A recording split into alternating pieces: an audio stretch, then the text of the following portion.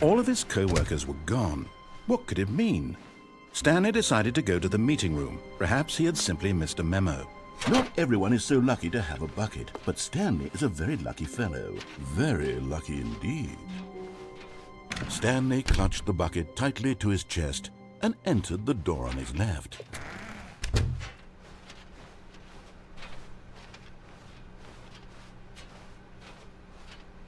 Still no one was here. Stanley needed the bucket's warmth and comfort now more than ever. Perhaps his boss's office was where he'd find answers. Coming to a staircase, Stanley and the bucket walked upstairs to the boss's office.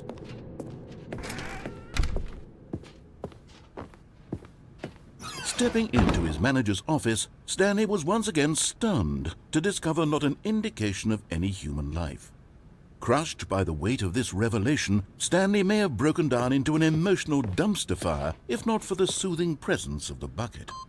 Even now, in his darkest of hours, did the bucket's warmth and guiding light pierce the dark clouds of confusion and chaos. It would be with him always. The bucket would, and he knew it. The two of them were inseparable. At this point, Stanley was so absorbed in the tender spiritual connection he shared with the bucket that he didn't notice the keypad behind the boss's desk. Nor in his bliss of simply being near the bucket did he have any notion that the PIN number for the keypad was 2845. But Stanley guessed the correct code by sheer luck. Was it that the bucket knew all along? Was the bucket guiding him? Yes, this is certainly the most logical explanation.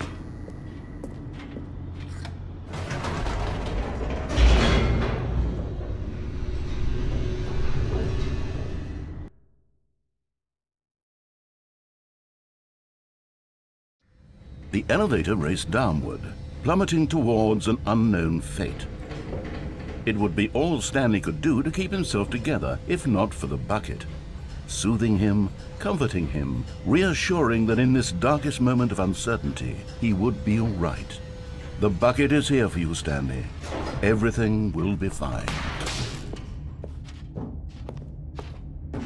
Stanley and the bucket walked straight ahead through the large door that read, Mind Control Facility.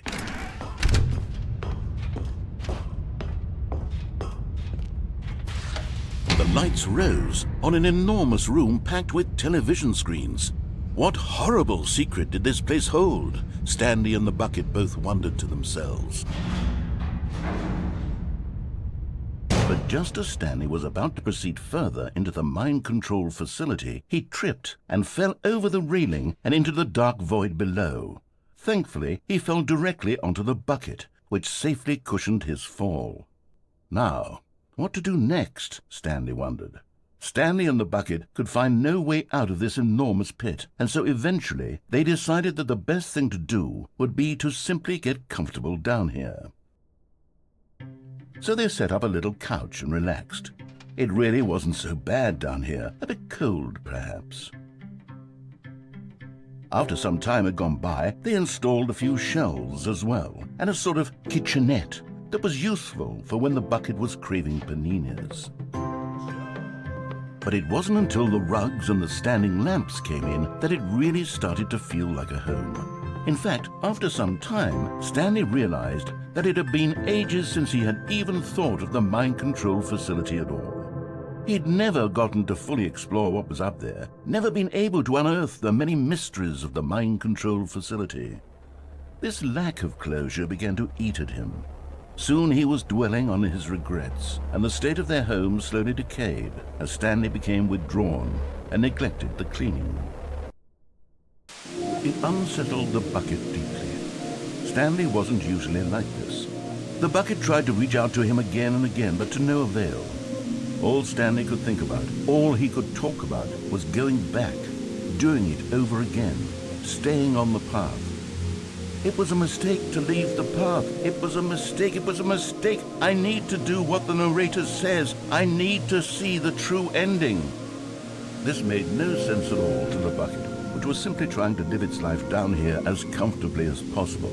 Yet Stanley was unconsolable. This isn't an ending. This is just a hole in the ground. The bucket sighed. True, it wasn't an ending. But it's where we happen to be.